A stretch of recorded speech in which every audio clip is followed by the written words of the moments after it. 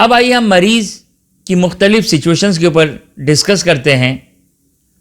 خب مریض مثال کے طور پر یورین بیگ میں کے ساتھ کس طرح وضو کیا جائے, کس طرح نماز کو انجام دیا جائے. خب یورین بیگ انسان نجاست کو اٹھائے ہوئے ہے. ظاہر ہے یہ ایک اختیاری حالت تو نہیں ہے, یہ ایک ایسی ضرورت ہے کہ جس میں اور کوئی دوسرا آپشن نہیں ہے, مجبوری ہے, یہ ضروری ہے. یہ اگر ضروری نہیں ہے, مجبوری نہیں ہے, تو انسان کے لیے واجب ہے کہ نارمل طریقے سے عبادتوں کو انجام دے. لیکن اگر مجبوری ہے, بیماری ہے, علاج ضروری ہے, مجبور ہے یہ شخص, کوئی مذائقہ نہیں ہے. عام طور پر یورین بیگ کا اعضائے وضو سے کوئی تعلق نہیں ہے. وہ فرض ہے کہ آپ وضو کر سکتا ہے, وہ خوب نارمل وضو کرے گا وہ. اور اگر نارمل کھڑے رہ کر نماز پڑھ سکتا ہے, اب وہ چاہے بیگ کو ہاتھ میں پکڑ کے رکھتا ہے یا بیگ کو مثال کے طور پر کسی طریقے سے اپنے بدن سے باندھ لیتا ہے, اگر نماز پڑھ سکتا ہے نارمل طریقے سے وضو کرے گا, نارمل طریقے سے نماز پڑھے گا. لیکن اگر وہ نارمل طریقے سے نہیں کھڑے رہ سکتا ہے,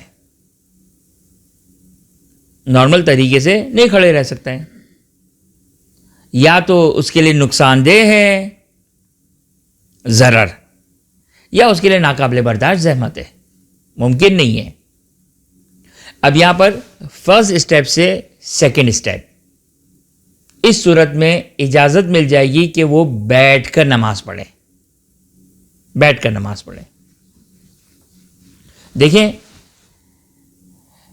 یہ ساری وہ شریعت اور فقہ ہے جو اہل بیت اطہار علیہ السلام کی تعلیمات کی روشنی میں ہیں,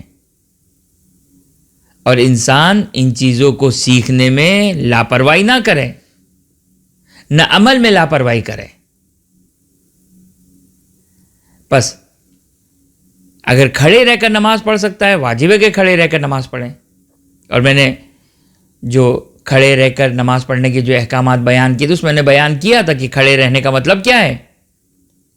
یعنی اگر مثال کے طور پر میں ڈائریکٹ خود کھڑے نہیں رہ سکتا ہوں, لیکن عصا لے کر کھڑے رہ سکتا ہوں, واجب ہے کہ عصا لے کر کھڑا رہوں. دیوار کے ٹیک سے کھڑے ہو سکتا ہوں, واجب ہے کہ دیوار کے ٹیک سے کھڑا رہوں. بعض لوگوں سے ایکسکیوز کر کے, بعض لوگوں سے خواہش کرتے ہوئے میں کہہ سکتا ہوں کہ آپ مجھے پکڑ کے رکھو. ان کے لیے ماننا واجب ہے واجب نہیں, وہ الگ بحث ہے. لیکن میرے لیے یہ مطالبہ کرنا, یہ خواہش کرنا واجب ہو جائے گا. تو ایسا نہیں کہ مختصر سی کسالت, مختصر سے درد, مختصر سی زحمت کی بنا پر انسان بیٹھ کر نماز پڑھ رہے ہیں. نہیں, اگر یہ ساری چیزیں ممکن ہے تو یہ, اگر یہ سب ممکن نہیں ہے تو پھر بیٹھ کر نماز پڑھیں. بیٹھ کر کس طرح نماز پڑھے, وہ اس ویڈیو کی طرف رجوع کیا جائے کہ بیٹھ کر نماز پڑھنے کا کیا طریقہ کار ہے. اور اگر وہ بیٹھ بھی نہ سکتا ہو, جیسے بہت سارے مریض ہوتے ہیں جو ہاسپٹل میں ہوتے ہیں, نہیں بیٹھ سکتے ہیں, وہ کمپلیٹلی جو کہ بستر پر ہے, تو پھر اسے لیٹ کر نماز پڑھنی ہے. لیٹ کر نماز پڑھنے کے لیے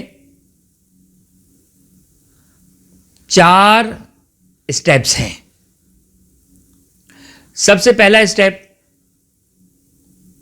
جس طرح مردے کو قبر میں لیٹایا جاتا ہے, یعنی میرے رائٹ طرف قبلہ ہے, تو میں اپنے رائٹ پہلو پر اس طرح سوؤں کہ میرا آگے کا حصہ قبلے کی طرف ہو جائے. یہ واجب ہے. اب گھر میں بستر کی اس طرح سیٹنگ کی جا سکتی ہے، لیکن بعض اوقات ہاسپٹل میں یہ پاسبل نہیں ہوتا ہے. اب یہ شاید ممکن ہے، بعض اوقات ممکن ہو، بعض اوقات ممکن نہ ہو. بہرحال یہ ہر شخص کا اپنا اپنا وہ ہے. اگر ممکن ہے تو یہ طریقہ، یہ فرسٹ اسٹیپ. سیکنڈ اسٹیپ، اگر رائٹ طرف ممکن نہیں ہے تو لیفٹ طرف. کہ فار ایگزامپل قبلہ جو کو میرے لیفٹ طرف ہے اور میں اپنے بیڈ کو، اپنے بستر کو اس طرح نہیں سیٹ کر سکتا ہوں کہ میں رائٹ شولڈر کے اوپر لیٹ کر نماز پڑھوں. لیفٹ شولڈر کے اوپر پاسبل ہے تو واجب second step left side, left shoulder کے اوپر لیٹوں اور میرا آگے کا حصہ قبلے کی طرف ہو. اگر یہ بھی پاسبل نہیں ہے تو پھر اس صورت میں پیٹھ کے بل جو حالت احتضار میں ہے، جب انسان مر رہا ہوتا ہے تو واجب ہے کہ انسان اس حالت کو کہتے ہیں حالت احتضار. واجب ہے کہ انسان پیٹھ کے بل اس طرح لیٹے کہ انسان کے پیروں کے تلوے قبلے کی طرف ہوں. لہٰذا اگر مثال کے طور پر اگر میں بستر پر لیٹا ہوں، بیمار ہوں، نہیں کھڑا ہو سکتا ہوں، بیٹھ بھی نہیں سکتا ہوں، رائٹ اور لیفٹ کا بھی خیال نہیں رکھ سکتا ہوں، تو اب میں پیٹھ کے بل اس طرح لیٹوں کہ میرے پیروں کے تلوے قبلے کی طرف ہو. یہ تیسری سچویشن. اور چوتھی سچویشن یہ کہ نہیں، یہ کچھ بھی پاسبل نہیں ہے، نہ رائٹ نہ لیفٹ نہ پیٹھ، نہیں، اور کچھ نہیں ہو سکتا ہے، نہ بیڈ ہل سکتا ہے. اور اس صورت میں صحیح مجبوری ہے. اب مجبوری کی صورت میں جس طرح بھی اس کے لیے ممکن ہو نماز پڑھنے صحیح ہے. اب کس طرح نماز پڑھے گا وہ بھی ہم اختصاراً بیان کر دیں کہ اللہ اکبر کہے، الحمد پڑھے، سورہ پڑھے، سر کا اشارہ کرے رکوع کے لیے، اور زیادہ یعنی تھوڑا سا سر کا اشارہ کرے رکوع کی نیت سے، اور زیادہ سر کا اشارہ کرے سجدے کی نیت سے. یعنی اس میں مثال کے طور پر یہ میں اگر لیٹا ہوا ہوں، الحمد سورہ پڑھ لیا، تھوڑا سا سر جھکایا رکوع کی نیت سے. اگر سر جھکا ہوا ہی ہے تو میں اپنے سر کو پہلے سیدھا کروں، پھر رکوع کی نیت سے سر کو جھکاؤں، تو یہ ہو گیا میرا رکوع. سبحان ربی العظیم و بحمدہ، اللہم صلی علی محمد و آل محمد.